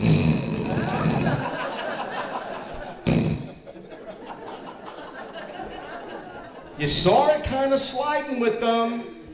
Brady left, Gronk left, then Linda. He lost his girlfriend. Yeah.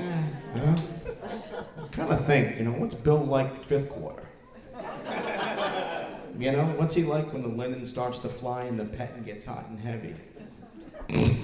You know, she got a lot of work to do. But, you know, we'll watch the video Monday.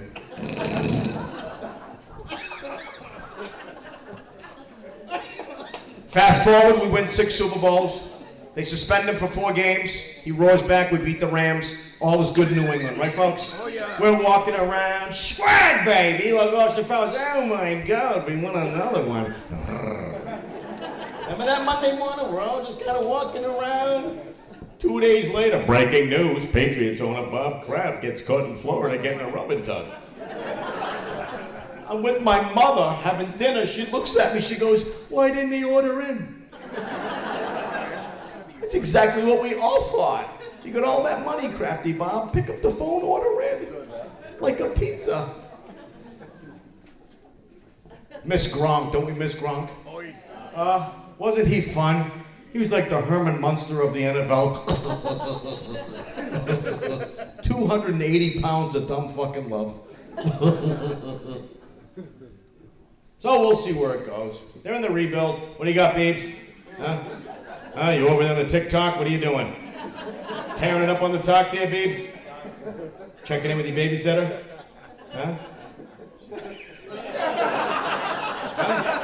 You want me to check out your browsing history? There's a fucking app for everything, isn't it? It's just awful. I just don't even... Dating apps? Oh, you don't know who's who, right? People have codes and names.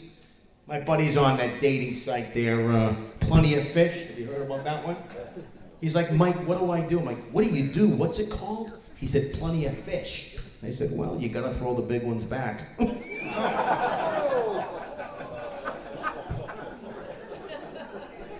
Perfect. If you're offended, hit the treadmill.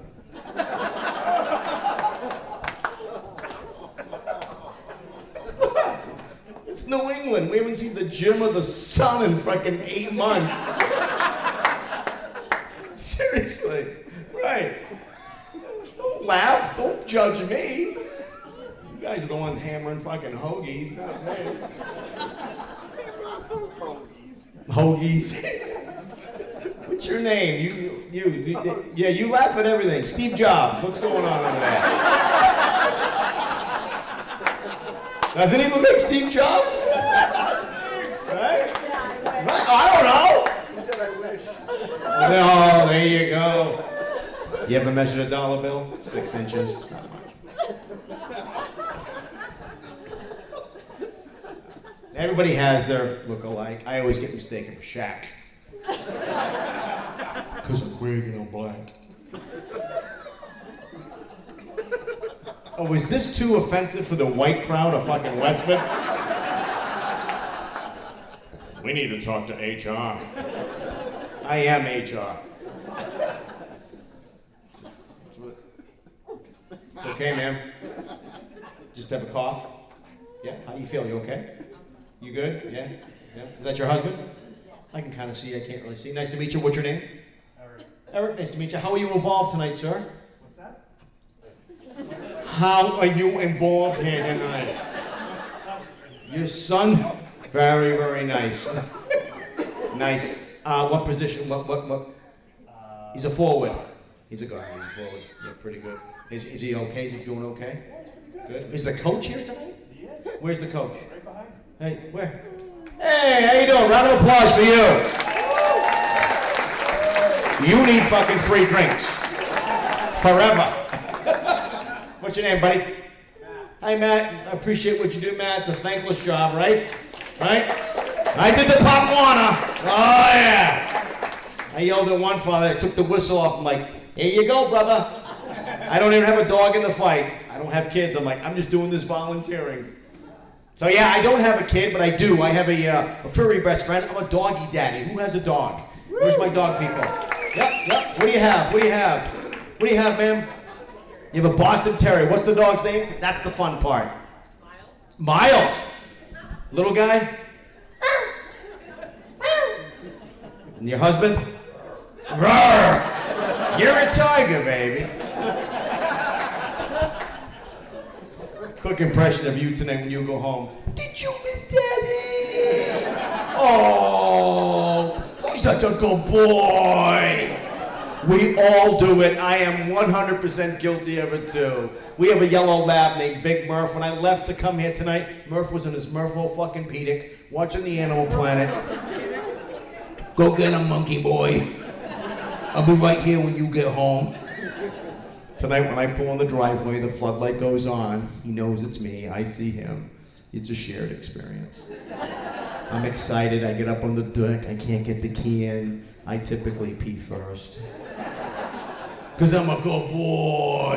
That's what we all do with our pets, don't we? Did you miss that? In that high-pitched Bieber voice. Oh, you do the boo-boo-boo-boo. Dogs are the best, folks. You know why? They got no memory. 7 minutes, 7 hours, 7 days. You forgot your cell phone. You go run out into the car. You come back in the house. Oh my God! It's you! Woo! I'm so happy to see you again. Do nothing but asking questions, right? You a good boy? I think I am. Wanna go for a hike? I kinda do. That's what I do with Murph every day. Ask him questions. It's like he's on Dogs of Jeopardy. I'm Alex Trebek, we have our champion Big Murph. Thanks, Al. I'll take places I like to be scratched for $1 million. These two objects. Boop, boop. What are my nuts? Correct. Tell us more about yourself, Big Murph. Well, I love long walks. I have no idea what personal space is. We're actually in the process of rescuing. Anybody ever done that? Wow. God, thank you. God bless. A lot of paperwork. And I know there's awful people out there. We don't know which way to go. German Shepherd, Irish Wolfhound, but I think we're going to go with the Spanish Landscaper. I'm just pissed off about what the Mexi did to me last night.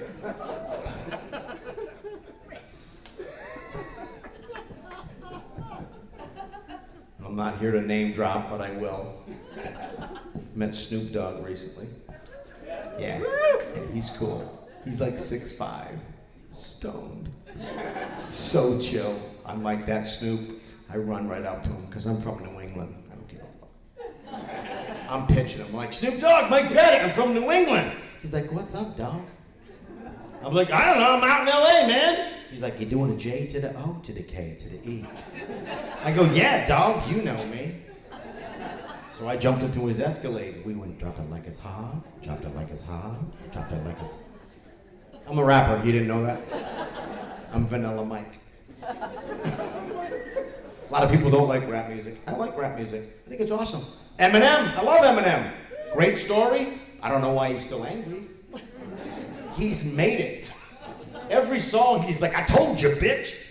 Don't be putting Jimmy's on the top. My daughter Haley got an allergy. You gotta stop.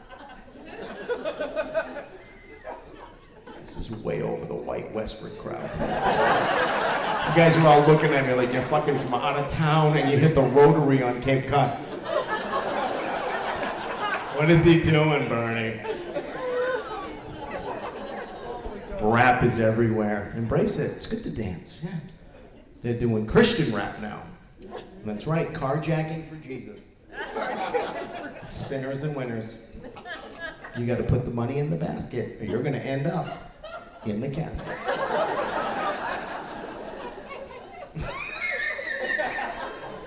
Ma'am, I've been paid. I don't give a fuck.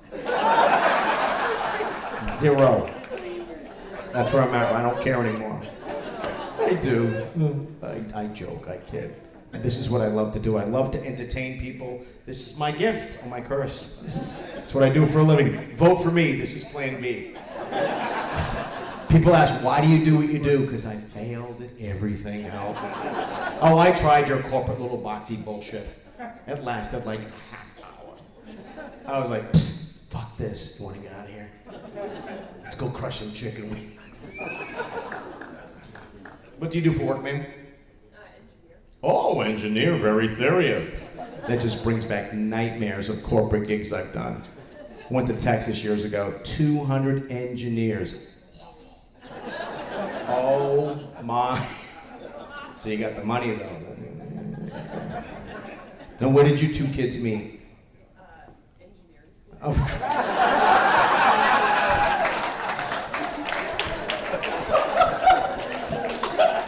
Oh, I know you were just crushing it with the... How you doing?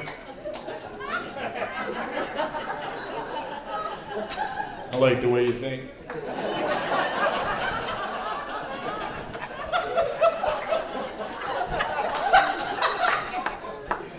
So you guys like, you know,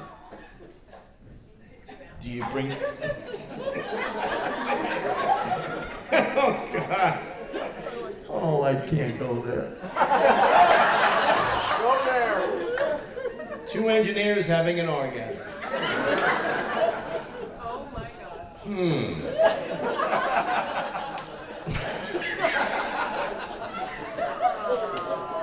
I'm sure you guys just tear it up. That's another thing as you get older. I realize my orgasms have variable pitch tones now that I'm older. You know, when I was young, I was like, ah! Now I was like, ah! Fucking cramp! Hold on a second.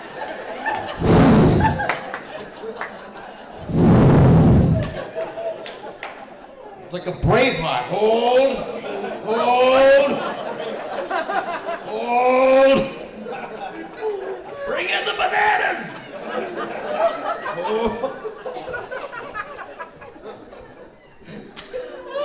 You guys cramp up too. I know. I see people like touching their boobs. It's good to laugh. Isn't it good to laugh? It's fucking good. I love it. People say, where do you find the funny? I open my front door. Every day is something funny. Something always happens. You can't script the shit that we see anymore, and every day. Yeah. Some days when I'm looking for comedy, I go to Walmart. I don't go in, I just sit and watch. Oh, just like, yeah. I'm like, not wearing pajamas. My socks match. Don't act like you're above Walmart, Westford. We all fucking go there. But I know you're all gonna like, what if I see someone? What if I gotta dress down? You wanna win at Walmart? Keep your head down, your spirits up. Don't make any eye contact. Right?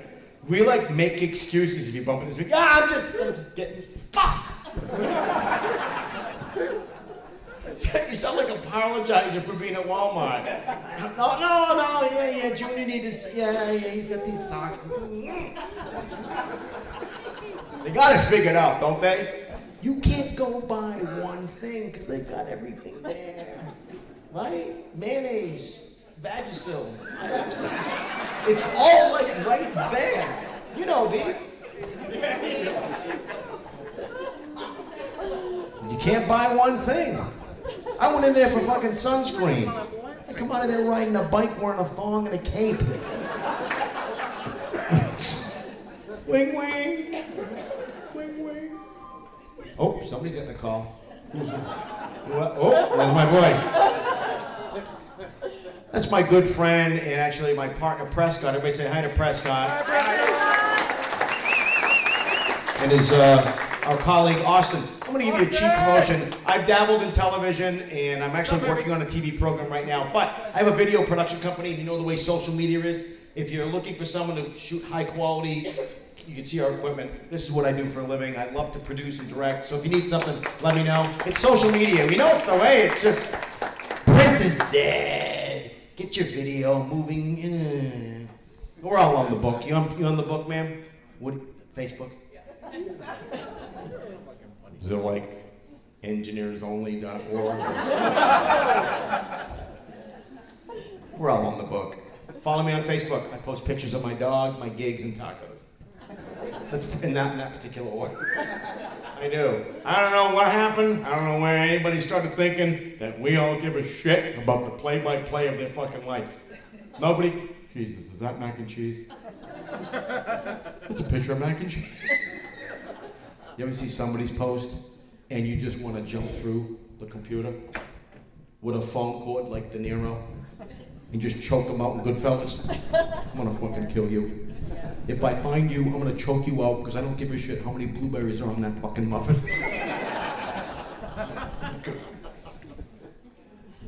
You ever go on somebody's page and you don't like what they post and you think, oh, did our browsers touch? Do they know? It's kind of like when you bump into public when you see somebody that you don't want to talk to. Keep it like at Walmart. You come and go, hey! Hey! How are you? Good to see you. Good. Kids are doing good. Yeah, I don't see you liking my blueberry muffin. I was looking for the love button.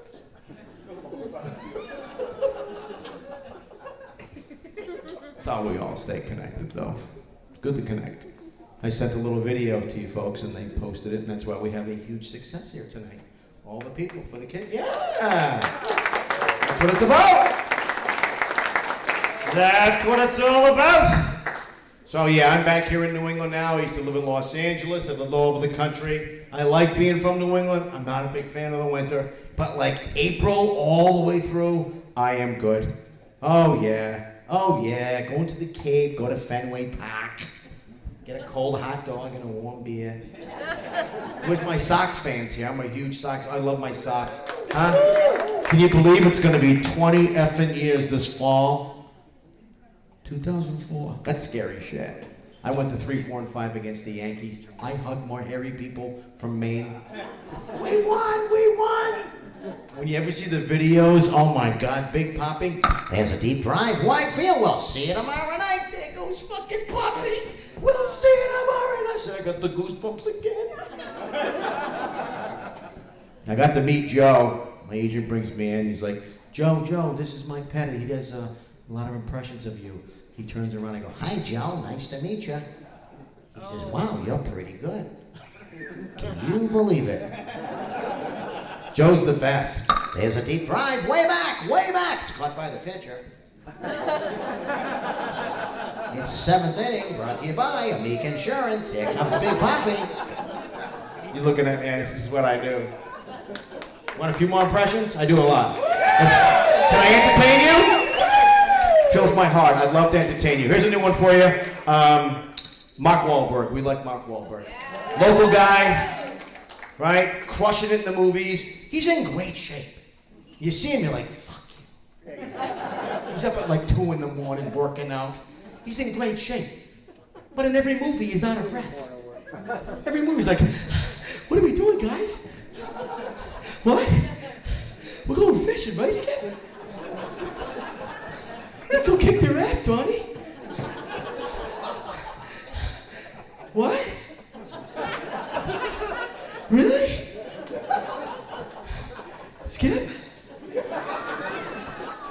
That's your Mark Wahlberg. Thank you very much. Here's another new one. Oh, all the women love this guy. Texas-born, typically sweaty, Matthew McConaughey. Little backstory on him right now. Matthew McConaughey struggled like most artists, entertainers. Used to be a weatherman in a small little town in Texas. Here's your Matthew McConaughey 5-day forecast. All right. All right, look, we got a little inclement weather coming. It's gonna get a little moist, Beebs. It's gonna get a little hot. But I know how to be roll, the Beeb like that. Like to get a little hot, a little hot in the oven for a little Beebs. You want me to come over tonight and I can do that? You guys can giddy up. And I just stand there and bang, go, look at that Beaver go. That Beaver go. I'm not fucked up, you're fucked up. Adam Sandler, big fan of Adam Sandler. Another local guy, met him years ago. He's very generous with his money. Very, very generous with his money. Didn't give me any, but he's very generous. Adam Sandler, I'm at that age right now, you know the algorithm of the Facebook and the social media. You think about something and they come across. You don't even say it out loud. Isn't it kind of scary, folks? So apparently I'm at the age for erectile dysfunction. Yeah, I got one across my feed the other day, acoustic wave therapy. I'm like, what? Is it a pill form? No, Adam Sandler comes in with a guitar. Oh, you used to have the big dog, and now he's not barking. Because the kitty in the bedroom is no longer purring.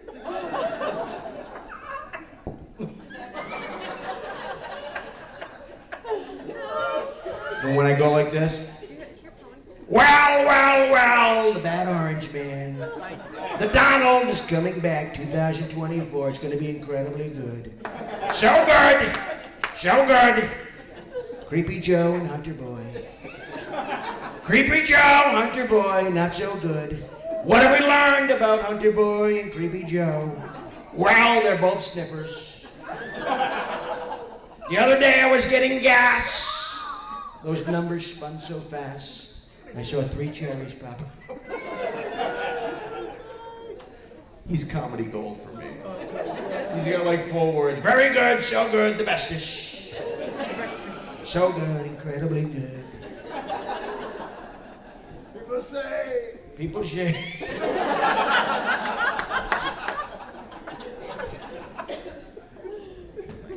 They're doing Rambo 8. They're doing Rambo 8. This is Hollywood. They can't think of anything new, so they just recycle and ruin what was pure. Remember the first time you saw Rambo? Yes. Right? Now they're doing Rambo 8. Johnny, put down the cupcake. They're all dead, sir. They're all dead. Diabetes. It started off with the toe and then went up. It's over, Johnny. It's over, Johnny. It ain't over.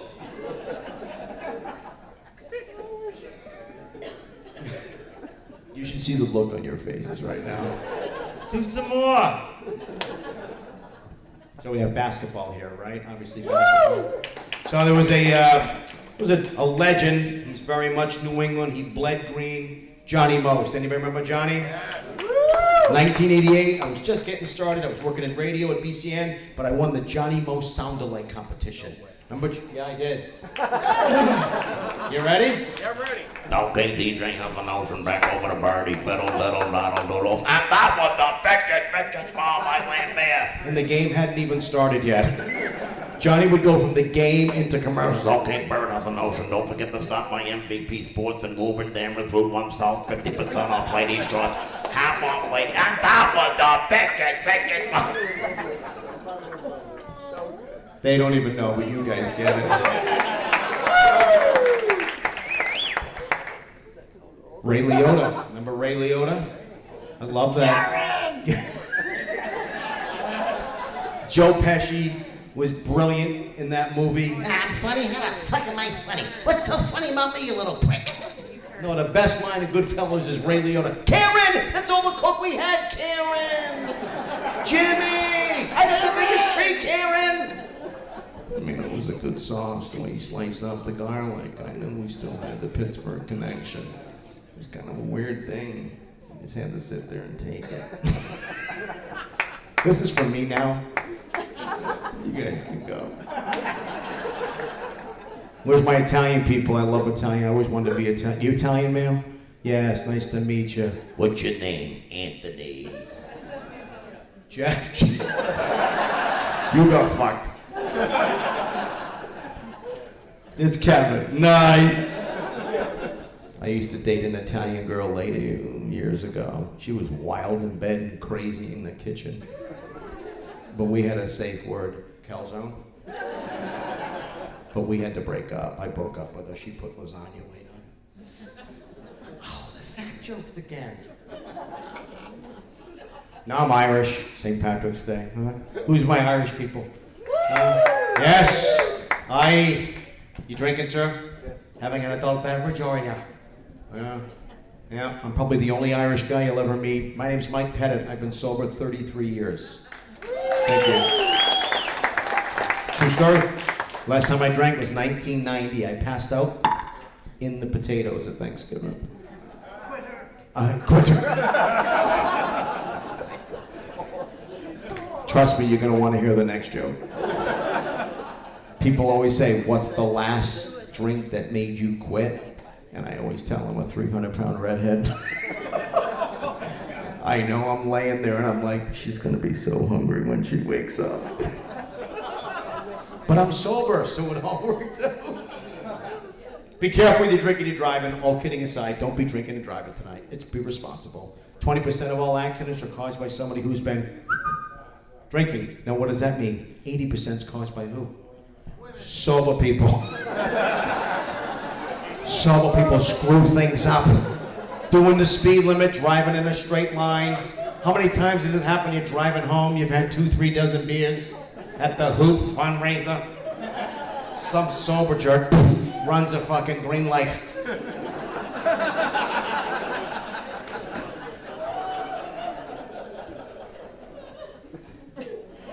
We've got some great gifts here tonight for the auction. I believe the auction's probably closed now, but we have some wonderful gifts. And tonight, again, I want to say a sincere thank you for the opportunity to come out here, Mr. Clark.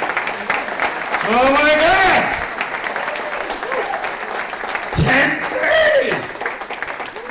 10:30! Comedy's like sex. You gotta close strong, get off when you should. I wish you the best of luck, continued success with your sports and your kids. I wouldn't want to be a parent right now. I don't know who's who. I don't know he, she, what. I don't know where. Oh, what? No. I forgot what I was gonna say. I love you. Last call. Last call for the auction. Last call for the auction. She's so mean. Dogs to me like that. She's so mean. She's so mean. We're all a little fucked up. He's gonna pick your teacher. What? Did you go to the bathroom by yourself? You're a big girl. Yay! So the auction's closing up. My man! Last call for alcohol. You heard that. You people had enough a long time ago.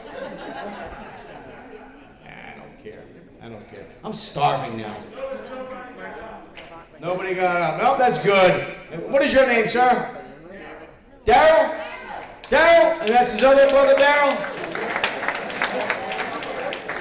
Nice. And what is your name, sexy man? Popcorn Bill. Phil. Phil McCracken. This is when it gets really awkward. It's awesome. Now I feel better. Like, we just became like best friends. All right, hey, get your hands off my drum set. All right, all right. Yeah, that's my John C. Riley. Bill, yeah, all right, Bill. Bill's buying popcorn for everyone. Like the best friend ever. So yeah, we got great auction items, and this is the second year that we have done this, folks. So I hope you'll have us back again, and I hope you had some laughs. Laughter's important, folks. These are just jokes. These are just jokes. My neighbor does have a little chihuahua named Lo. But I am going to go home to Big Murph tonight because I'm a good daddy. Oh, yeah. As soon as I walk in, I miss you too. Check me out on Facebook. You'll see my pictures of Big Murph. He's got a head the size of Peru. He's a blocky. They call him Blocky. He's English. We have the papers and everything. We think he's Italian. Because he's very hairy, always wants to eat. I throw the stick, he's like, why don't you go get it? This concludes. Woo! Yeah! Gladiators! Thank you, folks, for coming out over there. Nice to meet you, folks. Hey, Westford! You take care of yourselves. My name is Michael Bennett, as my Indian doctor would say, and you're very, very funny. I do have an Indian doctor named, he calls me Michael Bennett. My last name's Petit. True story. Been going to the same doctor for 15 years. Michael Bennett, you're very, very funny. I'll tell you one more true story and then I'm gonna go, okay? I'm 58 years old. Last year I had to have cataract surgery. Anybody have cataract surgery? Yes, sir? One eye. That's not good. You gotta pass a hat around. Why didn't you get the other eye done? Because the first one hasn't healed yet. So you were like waiting? No, they can't do both at once. So I went to the doctor, I couldn't believe it, and I had a little film over my eye, and he's like, Michael Bennett, I have very, very bad news. He says, you have cataracts. I said, what? 58 years old, I have cataracts? And then I thought when I was a kid, my dad told me, if I keep doing that, I'm gonna go blind. Oh, come on, we all got caught doing that. I got caught when I was a kid. My mom walked in, she's like, whenever you're done, wash your hands, dinner's ready. She was cool, she's like Sally Fields from Forrest Gump. She's like, Forrest, it's yours. You can play with it as much as you like. And from that day on, I was playing. There was always something to do with it. I told you I should have got off a while ago. That's all I gotta say about that. I have no more jerk off jokes for you. Don't ever deny yourself the pleasure of rubbing one out. Nobody loves you like you do, right, Beebs? Huh? Think about it. You're on the right side of town. You got the whole bed to yourself. Huh? Give it up for my boy Beebs right in the front row. Appreciate you, brother. Stay healthy, folks. Stay healthy. Stay vigilant. We live in the greatest country in the world. We live in the USA. I don't care what side you stand on. Love each other. Be nice. Take care of yourself. Have a great night. Have a good night. Come on up here. Come on up